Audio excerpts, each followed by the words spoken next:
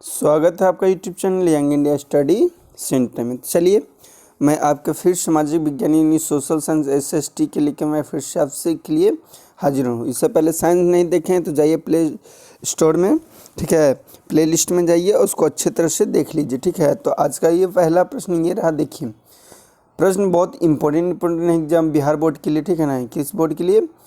Bihar board के लिए बहुत इंपॉर्टेंट ये प्रश्न रहता है। अदर बोर्ड से लिए भी है, अब तो बहुत इंपॉर्टेंट 10 क्लास के लिए बहुत इंपॉर्टेंट रहता है, ठीक है। तो चलिए आज का पहला प्रश्न ये रहा। पहला प्रश्न क्या है ये, हिंद चिन्ह में कौन सा राष्ट्र शामिल नहीं है? बोले जो हिंद चिन्ह था, यदि आप हिस्ट्री पढ़े होंगे, इतिहास पढ़े होंगे तो आपको अच्छा से पता होगा, ठीक है, कि हिंद चिन्ह में 3 देश शामिल थे, वियतनाम, लाओस और कंबोडिया। ये देश तीनों शामिल थे, ठीक है ना। हिंद चिन्ह में कौन कौन सा देश थे? वियतनाम थे, लाओस थे और कंबोडिया, ये तीनों देश थे, ठीक है। लेकिन अब क्वेश्चन क्या पूछा है कि इनमें कौन है जो हिंद चिन्ह में शामिल नहीं था? क्या पूछ रहा है? नहीं था, तो चीन शामिल नहीं था, वियतनाम, लाओस, कंबोडिया सम्मिलित था। क्लियर ना? यानी आपका आंसर कौन? सी फॉर कैट। दूसरा नंबर प्रश्न देखिए,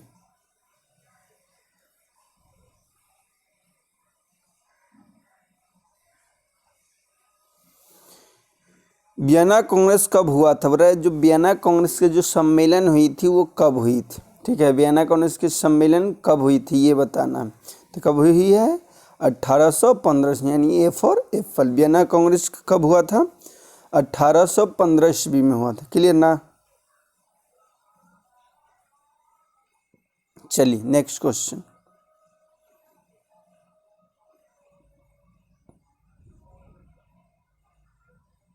थर्ड क्वेश्चन है, ध्यान दीजिएगा।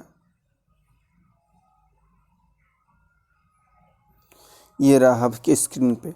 भारत में गद्दार पार्टी की स्थापना किसने की थी? बोला जो भारत है, भारत में जो गद्दार पार्टी की है, इसने स्थापना किसने की? ठीक है, भारत में गद्दार पार्टी की स्थापना किसने की थी? किसने की? चलिए बताइए, भारत में गद्दार पार्टी की स्थापना किसने की? तो भारत में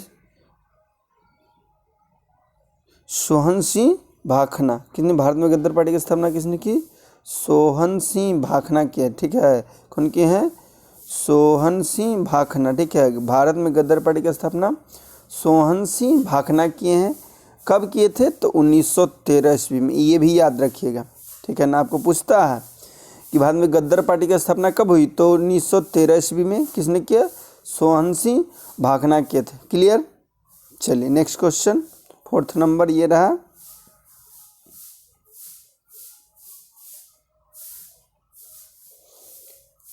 द्वितीय महायुद्ध के बाद यूरोप में किस संस्था का उदय आर्थिक दुष्प्रभाव को समाप्त करने के लिए हुआ था? बोला कि दूसरा विश्व युद्ध हुआ था। कब से कब तक हुआ था? 1939 से 1945 तक। आपको पता है कब से कब तक हुआ था? 1939। चलिए देखिए क्या क्वेश्चन है। द्वितीय महायुद्ध के बाद यूरोप में किस संस्था का उदय दुष्प्रभाव को समाप्त करने के लिए हुआ था? बोल रहा है कि जो दूसरा विश्व युद्ध हुआ था, आपको पता है कि 1939 से 1945 तक चला था दूसरा विश्व युद्ध। जब 1945 में जो द्वितीय विश्व युद्ध समाप्त हुआ, ठीक है, दूसरा विश्व युद्ध समाप्त हुआ, तो उसका दुष्प्रभाव, जो गलत प्रभाव पड़ा था, दुष्प्रभाव को समाप्त करने के लिए कौन सा संस्था को बनाया गया, यानी कौन सा संस्था को स्थापित किया गया था, ये बताना है। देखिए आपको बता दें किस संस्था का स्थापित किया गया था? यूरोपीय संघ की स्थापना किया गया था। जो दूसरे विश्व युद्ध था उसका जो गलत प्रभाव पड़ा था उसको समाप्त करने के लिए किसको स्थापना किया था? आपको यूरोपीय संघ का स्थापना किया था। यूरोपीय संघ के बारे में बता देते हैं आपको। इसकी स्थापना 1993 में हुआ था, ठीक है। यूरोपीय संघ की स्थापना 1993 में कहाँ हुआ था? नीदरलैंड में, ठीक है। द्वितीय विश्व युद्ध के दुष्प्रभाव को कम करने के लिए किस संघ का स्थापना हुआ? यूरोपीय संघ की स्थापना हुई, ठीक है। कहाँ कब हुआ? 1993 में हुआ। कहाँ पे हुआ था? नीदरलैंड में हुआ था। क्लियर? इससे बाहर नहीं आपसे पूछेगा। चलिए नेक्स्ट क्वेश्चन ये रहा। नरोत्तम सिंहानुक किस देश के शासन थे? बोल रहे नरोत्तम सिंहानुक थे वो किस देश के शासन थे? तो कहाँ के शासन थे? कंबोडिया का, जान लीजिए। ठीक है, D for dog. Narottam Singh किस देश के शासन थे? कंबोडिया का। चलिए आगे नेक्स्ट।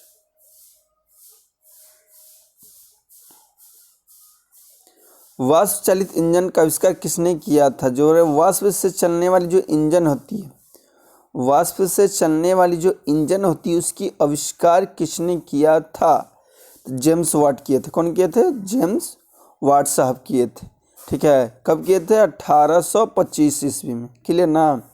जो वाष्प से चलने वाले इंजन है उसका आविष्कार जेम्स वाट किए थे। क्लियर ना? कब किए थे? 1825 ईस्वी में। नेक्स्ट क्वेश्चन ये रहा, Tata iron and steel company की स्थापना कब हुई? ये बहुत इंपॉर्टेंट प्रश्न है, ये भी पूछा जाता है। टाटा एंड स्टील कंपनी की स्थापना कब हुई? ठीक है, तो कब हुआ? 1907 ईस्वी में हुआ था। टाटा एंड स्टील कंपनी की स्थापना कब हुई? 1907 ईस्वी में है। ये देखिए टाटा एंड स्टील कंपनी कहाँ पे है? ये झारखंड में है। ठीक है, झारखंड में है। ठीक है, इसको स्थापना कौन किए हैं? जमशेद जी टाटा।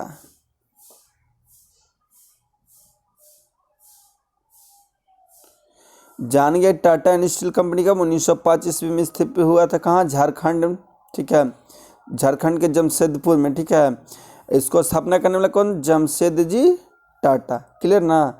टाटा के बारे में 3 बातें आपको जानना है। स्थापना 1905 ईस्वी, इसका स्थापना करने वाला जमशेद जी टाटा, और कहाँ? झारखंड में। गोल घर कहाँ स्थित है? ये तो सब जानते होंगे। ठीक है, गोल घर कहाँ स्थित है? कहाँ स्थित है गोल घर? तो गोल घर कहाँ स्थित है? आपको पटना में। क्लियर ना? गोल घर कहाँ स्थित है? पटना में। ये गोल घर में रखा क्या जाता है? गोल घर बनाया क्यों गया था? यहाँ पे अनाज का भंडार करने के लिए बनाया जाता है। क्या भंडार करने के लिए? ठीक है, किसका? अनाज का भंडार करने के लिए गोल घर को स्थापना किया गया था। क्लियर ना?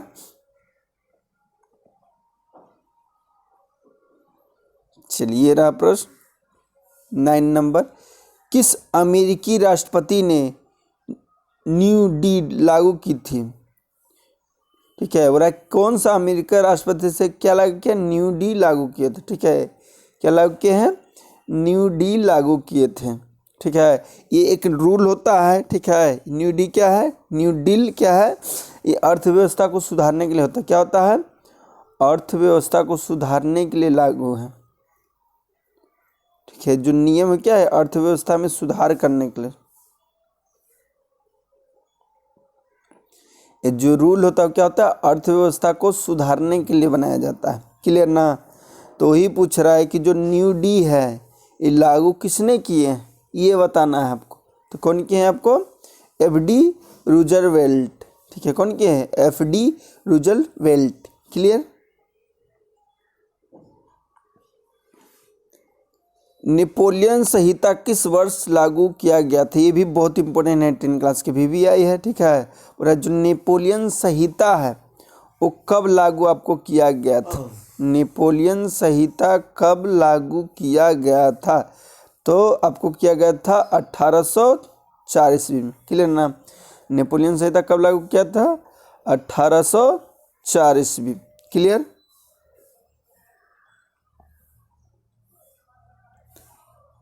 नेक्स्ट, फ्रेफर्ट की संधि कब हुई थी? बहुत इंपॉर्टेंट प्रश्न है। क्या पूछ रहा है?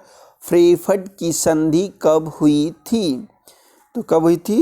1871 ईस्वी में। क्लियर ना? फ्रेफर्ट की संधि कब? 1871 ईस्वी में। चलिए ये रहा प्रश्न। देखिए प्रश्न क्या है? कार्ल मार्क्स का जन्म कहाँ हुआ था? क्या पूछा है? कार्ल मार्क्स का जन्म कहाँ हुआ था? तो हम बता देते जर्मनी में हुआ था। ठीक है, कार्ल मार्क्स का जन्म कहाँ हुआ था? जर्मनी में। कब हुआ था? 1818 ईस्वी में। ठीक है, जो कार्ल मार्क्स साहब थे उनका जन्म कब हुआ था? जर्मनी में हुआ था। कब? 1818 ईस्वी में। नेक्स्ट प्रश्न ये रहा, 1991 में निम्नलिखित में किसमें अस्तित्व में आया? यानी 1991 में किसका स्थापना किया गया था? ठीक है, आपको ये बताना है, जल्दी से बताइए। तो आपको प्रश्न क्या है, 1991 में निमित्त में किसका अस्तित्व हुआ, यानी 1991 में किसका स्थापना किया गया था। तो किसका किया था, नई आर्थिक नीति लाया गया था। ठीक है, 1991 में क्या, नई आर्थिक नीति लाया गया। क्लियर ना, 1991 में कौन अस्तित्व में आया, 1991 में नई आर्थिक नीति लागू हुआ। उसके बाद थोड़ा सा बात कर लिए जाए आपको किसके बारे में, WTO। ठीक है, किसके बारे में, WTO के बारे में बात की जाए। WTO की बात की जाए तो इसकी स्थापना 1995 में हुआ, ये भी पूछता है, बहुत इंपॉर्टेंट है। ठीक है ना, कि WTO का स्थापना कब हुआ। ठीक है, ये जान गए।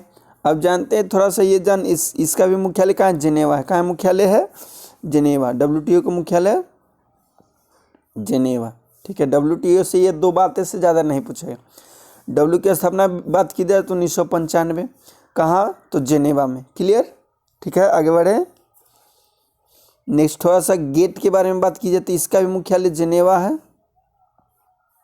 ठीक है, गेट का भी मुख्यालय कहाँ है, जिनेवा है। क्लियर। इसकी स्थापना 1948 में हुआ था। क्लियर। जानिए कि भाई जो गेट है, GETT, गेट का स्थापना 1948 में हुआ, कहाँ हुआ, जिनेवा में, मुख्यालय जिनेवा। क्लियर। नेक्स्ट क्वेश्चन ये रहा, इन आर्थिक क्रियाओं में कौन प्राथमिक क्षेत्र से संबंधित नहीं है, और कौन ऐसा काम है जो प्राथमिक क्षेत्र से संबंधित नहीं है। ठीक है, कौन ऐसा काम है जो प्राथमिक क्षेत्र से, देखिए प्राथमिक क्षेत्र मतलब कृषि से संबंधित रहता है। ठीक है, मत्स्य पालन ये सब देखिए प्राथमिक क्षेत्र में ये सब आता है, ये भी प्राथमिक क्षेत्र में है। ठीक है, खनन भी आपका क्या प्राथमिक क्षेत्र में है, अब वन भी आपका क्या प्राथमिक क्षेत्र में। क्लियर। तो बोला इनमें से कौन है जो प्राथमिक, इन आर्थिक क्रियाओं में कौन प्राथमिक क्षेत्र से संबंधित नहीं है। तो बैंकिंग क्षेत्र क्या है, प्राथमिक क्षेत्र से संबंधित नहीं है। मत्स्य पालन, खनन, वन ये सब प्राथमिक क्षेत्र में, लेकिन बैंकिंग आपका संबंधित नहीं है। क्लियर ना। ये रहा नेक्स्ट प्रश्न,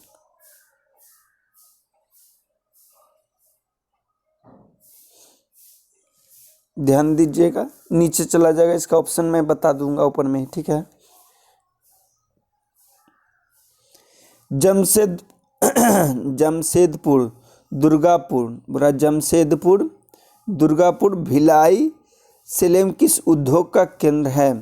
दुर्गापुर, जमशेदपुर, भिलाई और सलेम किस उद्योग का केंद्र था, तो किसका था, आयरन और स्टील का केंद्र था, यानी आयरन, लोहा और स्टील का काम होता था यहाँ पे। क्लियर। ये रहा नेक्स्ट प्रश्न, प्रति व्यक्ति आय का आशय है, और जो प्रति व्यक्ति आय उसका आशय क्या होता है ये बताना। क्या संपूर्ण आय होता है, औसत आय होता है, राष्ट्रीय आय होता है, या सीमांत आय होता है। तो प्रति व्यक्ति आय क्या होता है, औसत आय होता है। क्या होता है, प्रति व्यक्ति आय औसत आय होता है। प्रति व्यक्ति आय का मतलब क्या होता है कि पूरा टोटल आय, राष्ट्र की टोटल आय को भाग कर देना है, जितना जनसंख्या उससे, क्या टोटल आय को जनसंख्या से आप भाग, पॉपुलेशन से भाग कर देते तो ही क्या निकलता है आपका, प्रति व्यक्ति आय निकलता है। यानी देश का कितना इनकम है, ठीक है, और कितना आदमी उससे भाग कर देंगे तो क्या निकलेगा, प्रति व्यक्ति आय निकलेगा। तो आय उसी को तो औसत औसत कहते हैं। ठीक है, ये रहा, राष्ट्रीय विकास परिषद का गठन कब हुआ था, बहुत इंपॉर्टेंट प्रश्न है। राष्ट्रीय विकास परिषद का गठन कब हुआ ये बताना है आपको। तो कब हुआ, 1952, 50 और 2 52। ठीक है, राष्ट्रीय विकास परिषद का स्थापना कब हुआ था, 1952। इसका अध्यक्ष कौन होते हैं, प्रधानमंत्री यानी PM। ठीक है, तभी राष्ट्रीय विकास परिषद के प्रधानमंत्री कौन थे, नरेंद्र मोदी है। ठीक है, तो राष्ट्रीय विकास परिषद का गठन कब हुआ, 1952 में हुआ था। इसका अध्यक्ष कौन होते हैं, प्रधानमंत्री होते हैं। तो फिलहाल में कौन है आपको, नरेंद्र मोदी जी।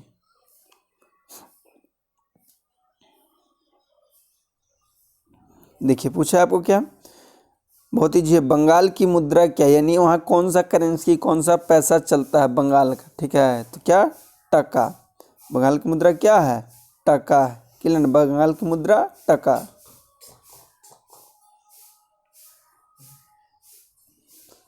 नेक्स्ट क्वेश्चन, राष्ट्रीय आय का अर्थ है, बोला जो राष्ट्रीय आय है उसका अर्थ क्या होता है? क्या सरकार की आय होती है, पारिवारिक आय होती है, सार्वजनिक उपकरणों की आय होती है, उत्पादनों साधनों की टोटल आय होती है? ठीक है, ये ऑप्शन ध्यान से पढ़िए। तो बताइए राष्ट्रीय आय का अर्थ क्या होता है? तो क्या होता है? उत्पादनों साधनों की आय। क्या होता है इसका आंसर? क्या है? उत्पादनों के साधनों की आय। यानी उत्पादन में जितना साधन में आपको आय प्राप्त हुआ वही क्या है? राष्ट्रीय आय कहलाता है। क्लियर? चलिए रहा प्रश्न, भारत में उपभोक्ता संरक्षण कानून कब लागू हुआ था? ये भी बहुत इंपॉर्टेंट है, ये बार बार पूछा जा रहा है कि भारत में उपभोक्ता संरक्षण कानून कब लागू हुआ था। ठीक है, भारत में उपभोक्ता संरक्षण कानून कब लागू हुआ था? कब हुआ था? 1986 में। कब हुआ था? 1986 में। इसका आंसर क्या? बिफोर बोल। तो समय को ज़्यादा नहीं लेते क्योंकि आप लोग आखिरी तक वीडियो को नहीं देते, तो इससे छोटा वीडियो को बना रहे हैं। ठीक है, तो ज़्यादा से ज़्यादा वीडियो को प्लीज़ शेयर करिए, बस आपका यही रिक्वेस्ट है, शेयर कर दीजिए। क्लियर ना? ज़्यादा से ज़्यादा वीडियो को शेयर कर दीजिए। आप चैनल पर नए हैं तो क्या करिए? सब्सक्राइब कर दीजिए, और यदि वीडियो को लाइक नहीं किया तो प्लीज़ एक लाइक कर दीजिए। इतना ही आज तक ले रहने दें। जय हिंद, जय भारत।